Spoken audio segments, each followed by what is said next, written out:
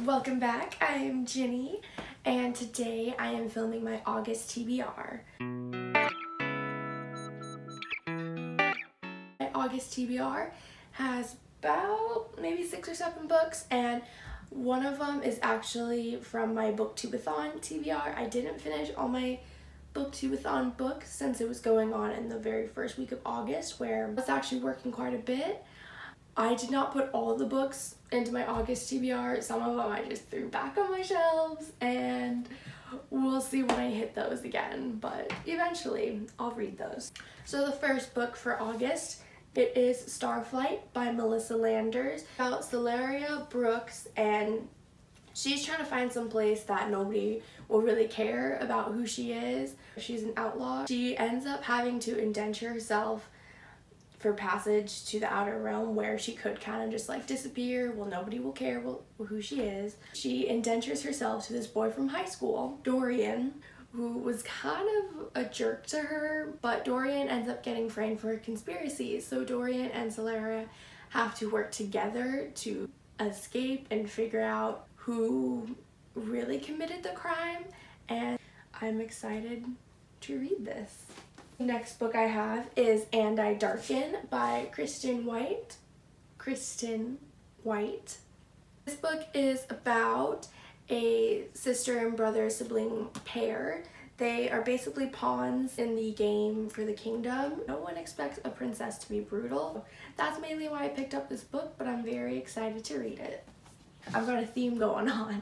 I've got a lot of books about females who are fighters, and I love it. Next one I am going to be reading is Valiant by Leslie Livingston. I picked this book up because I heard it was kind of around the same plotline as The Kingdom of Exiles by S.B. Nova, which I absolutely loved, so I thought I would give this one a try. It's about Fallon, who is the daughter of a proud Celtic king. Fallon is captured and sold to an elite school that is owned by none other than Julius Caesar, who she absolutely hates because he and his armies had invaded her homeland when she was a little girl. So basically it's about how she survives the school and the camp, and I'm very excited to read it. Book number 4, I've got The Sea Witch. It just recently came out. I'm so excited for this because there are so many The Little Mermaid retellings, but this one's more of like an Ursula retelling, which is, I've never read one, but I'm super excited to read this, and the cover is just gorgeous, but it's by Sarah Henning.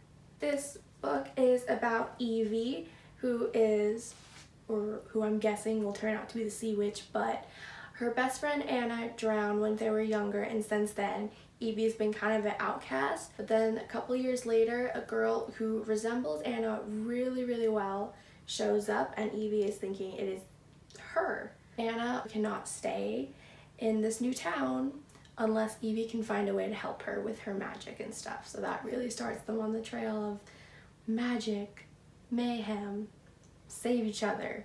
But magic, you know, it's always got a price, and I'm sure they will find out what it is. Next one, The Darkest Minds.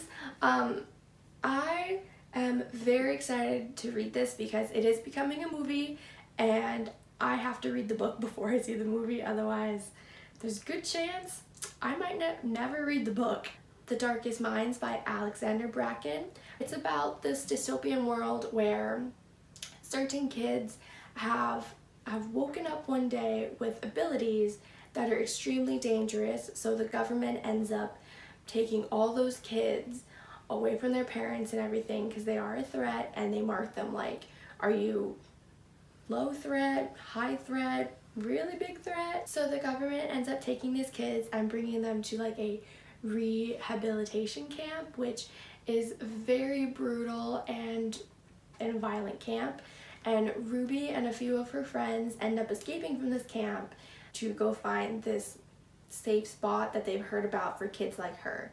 And it's all about her running from the government and finding out how to use her powers, and I'm just very excited to read this. Plus, it's gonna be a movie.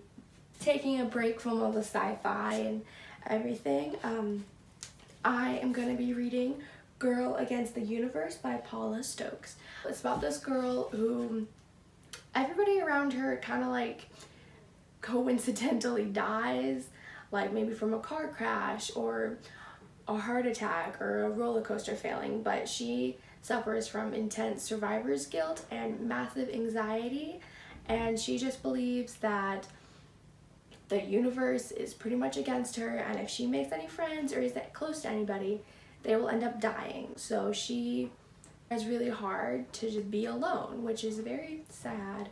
She meets this boy and he ends up befriending her, even though she tries to like push him away because he will die. He really convinces her, or tries to convince her, to come out of her room where she thinks it's safe and where she'll do less damage, to maybe explore the world and everything. But Megora is pretty sure she's gonna accidentally cause his death, so she just wants to hide out in her room, but she ends up finding out that hiding out in her room away from this boy is a lot harder than she thought.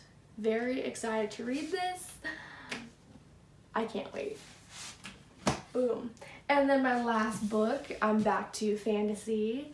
I want to read Ox and Ivory by Mindy Arnett. It's kind of a big book, but I can do it. So Ox and Ivory is about a girl named Kate. They call her Traitor Kate because her father betrayed the kingdom, so now she kind of inherited his title, Traitor Kate. She works as a writer, which is one of the most dangerous professions you can have in this world. It's basically you are writing across the land, delivering messages. Only the most skilled writers can do this job because there's very dangerous creatures, especially at night. There are the flightless dragons, but Kate has a secret. She is a wilder. She was born with magic. Magic in this world is forbidden, so she has to keep it a secret until one day she ends up revealing herself to the son of the king, Corwin. Kate ends up using this magic to save Corwin from a evil dark attack, which kind of shows that there's a darker threat looming over them. But since she shows the magic, she and Corwin, their paths are entangled now, and they have to end up working together to figure out who this threat is. And Corwin, luckily, I think, ends up overlooking her magical abilities, which is really nice because I don't even know Kate, but I don't want to see her die. But yeah, will Corwin eventually find out about Kate's magic? Who knows? I think he will, and I think there'll be like a big fight, but then I think he'll get over it, or be more understanding. But I'm really excited to read this. I've heard really good things about this book. So that is my August TBR. I've got, let's see, 1, 2, 3, 4, 5, 6, 7 books, which I think that's a pretty manageable amount over the whole month, you know?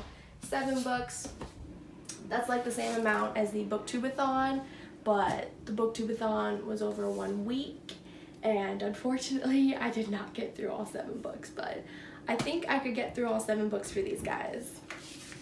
Here are the books.